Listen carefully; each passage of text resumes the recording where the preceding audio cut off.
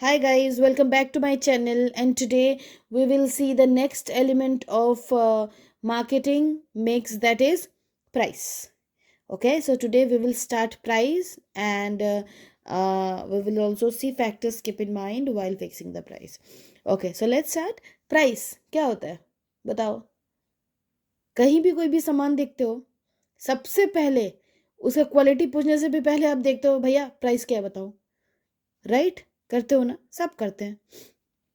So price एक बहुत बड़ा फैक्टर है बेटा मार्केट में ट्रेंड करने के लिए।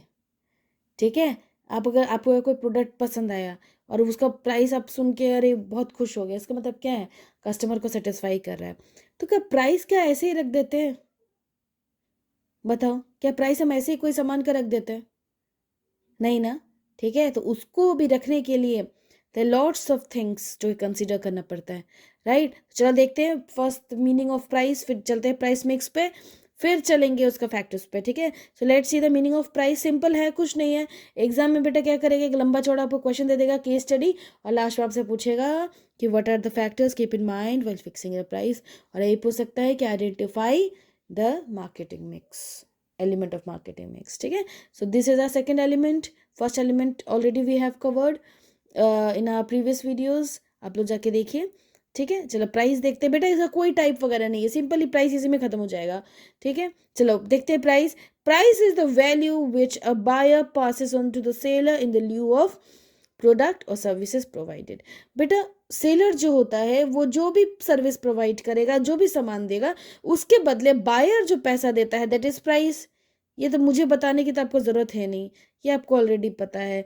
सो प्राइस क्या है बेटा? Price is the value which a buyer passes on to the seller in the lieu of what? In the lieu of the product and services provided. Okay, so little variation in the price will change your customers to competitors product. For example, एक product है, मान लो ये product है। ठीक है, ये product हमें कितने का पड़ा? मान लो 25 रुपीज़ का पड़ा। ठीक है, 25 रुपीज़ का पड़ा। अब लोग आए खरीदने के लिए। ठीक है, आपने बोला 25 रुपीज़।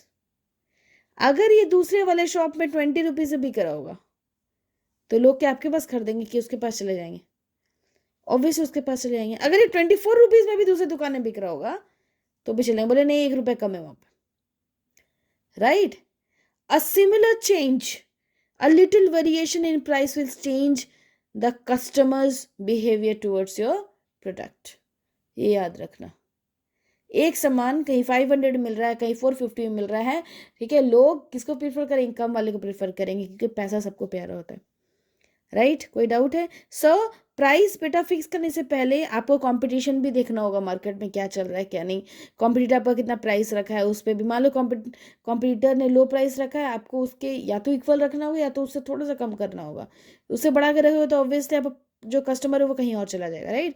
ठीक है, सो मिक्स में मैंने क्या बताया था बताओ, कि इस चैप्टर में जितने भी मिक्स आएंगे उसके मतलब क्या होता है? Decision, right? So price mix क्या है बेटा? So important decision related to fixing of price.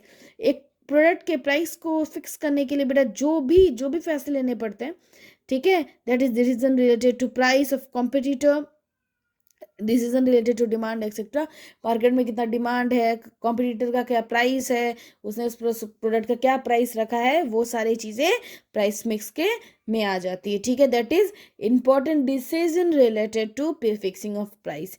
Price को फिक्स करने के लिए जो इंपॉर्टेंट डिसीजन लिया जाता है वो क्या है बेटा? वो आपका प्राइस मिक्स है। कोई डाउट है? ठीक है, चले अब दूसरे में चले।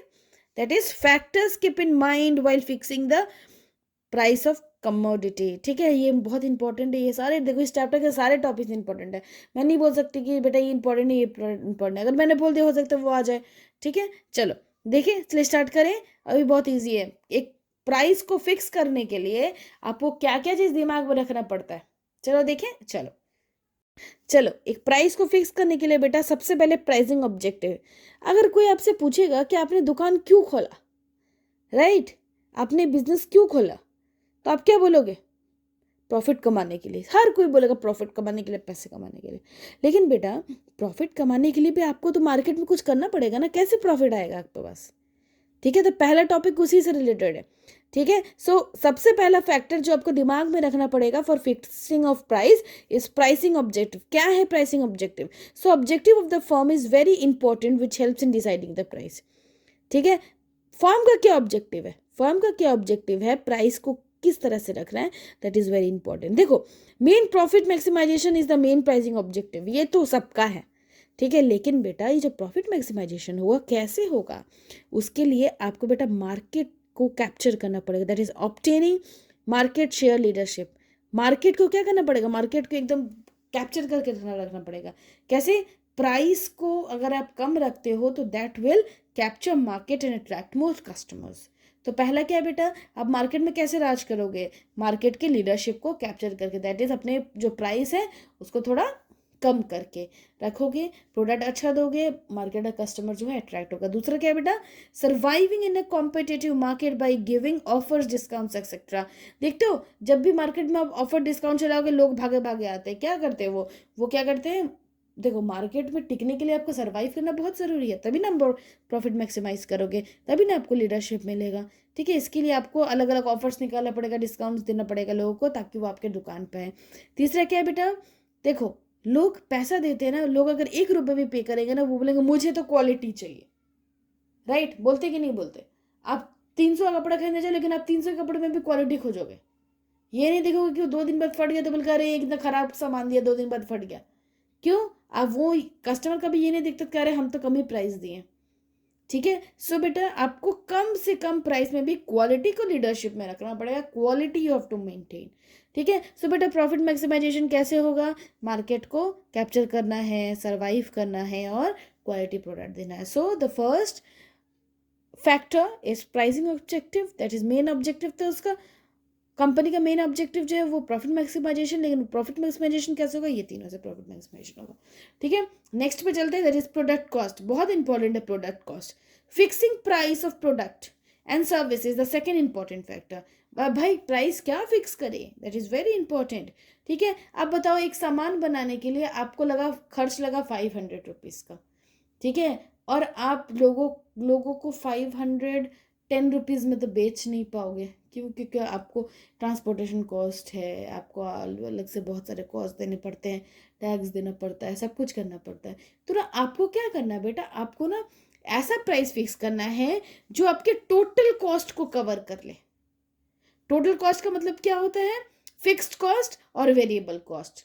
ठीक है, फिक्स्ड कॉस्ट का मतलब जो आपका जो भी आपका एसेट का ये लगा, ठीक है, एसेट लगा, ठीक है, उसका जो भी थोड़ा मोड़ा कॉस्ट, और वेरिएबल कॉस्ट जो रॉ मटेरियल वगैरह लगा उसका कॉस्ट, सबको मेंटेन करे कॉस्ट, तब जाके आप अपना प्राइस को फिक्स कर सकते हो। That is the fixing price of the product and service is the second important factor. The price of the product must cover the total cost. ठीक है बेटा, आप एक पेन लेने गए और उस पेन लेने के लिए आपने जो प्राइस रखा वो उतना ही रखा जितना आपका टोटल कॉस्ट था, तो आपको फायदा क्या होगा? ठीक है, इसलिए आप अगर सामान अच्छा दोगे आपको प्राइस रखना है, लेकिन आपके कंपटीशन को एकदम देख के रखना पड़ेगा। ठीक है, और प्रोडक्ट कॉस्ट हमेशा वैसा रखना पड़ेगा जो आपके टोटल कॉस्ट को इंक्लूड कर ले। ओके, चलो let's move to a next third factor, that is extent of competition in the market. कि मार्केट में ना प्रोडक्ट का कितना कंपटीशन है। ठीक है, वही बहुत इंपॉर्टेंट है। अगर आप जो प्रोडक्ट बेच रहे हो उसका कोई कंपटीशन नहीं है मार्केट में, तब तो आप राजा हो मार्केट के। ठीक है, आप कोई भी प्राइस फिक्स कर सकते हो। ठीक है, लेकिन जहाँ पे मार्केट में उस सामान को बेचने के लिए देयर लॉट्स ऑफ सेलर्स, उस जगह पे तो आपको अपना प्राइस अच्छा से रखना पड़ेगा। फॉर एग्जाम्पल, जब मार्केट में टमेटोज का प्राइस बढ़ जाता है और वहाँ पे मान लो कोई और सेलर नहीं होता है, तो वो अपना जो मन वो प्राइस बोलता है। ठीक है, लेकिन जब बहुत सारे सेलर्स हो जाते हैं तो उसका प्राइस घट जाता है। Right, so when a firm doesn't face competition then it can enjoy complete freedom, right, in fixing the price. लेकिन when there is a competition, fixing price must be keeping in mind। ठीक है, तब price fix करने से पहले दिमाग को चलाना पड़ेगा कि हम ऐसा प्राइस फिक्स करें जहाँ पे लोग मेरे सामान को खरीदे। राइट, चलो फोर्थ वन देखते हैं, कस्टमर डिमांड एंड यूटिलिटी। वो जो सामान जो हम रखेंगे मार्केट में, दुकान में, अपने शॉप में, उसका कितना डिमांड है, इस पर बेटा प्राइस बहुत मैटर करता है। ठीक है, और उसको कितना यूटिलिटी है, कितना यूटिलाइज हो रहा है वो। So while fixing price of price, the demand of product must be keep in mind. That is जब भी हम प्राइस सेट करेंगे बेटा, तो ना डिमांड को हमेशा दिमाग में रखना पड़ेगा कि उस प्रोडक्ट का डिमांड कैसा है। अगर उस प्रोडक्ट का डिमांड इनइलास्टिक है, मतलब क्या है कि चाहे कुछ भी हो लोग तो आएंगे ही, ठीक है। इनइलास्टिक का मतलब होता है कि उस जगह पे और कोई भी आदमी उस प्रोडक्ट को नहीं बेच रहा है, that is very less substitutes are available उस जगह पे। मान लो कि हम कोई सामान, मान लो एक हम बैग बेच रहे हैं, ठीक है, कोई हम लावी का बैग बेच रहे हैं और बहुत अच्छा प्रोडक्ट है, ठीक है। उस जगह पे ना उस शॉप पे मतलब उसके आसपास के शॉप पे जितने बैग के दुकान है सब बहुत चीप और क्वालिटी नहीं है उस बैग में, ठीक है। इसका मतलब क्या है, अच्छे बैग कम प्राइस में एक ही जगह बिक रहा है, तो दैट मीन्स इन इलास्टिक है।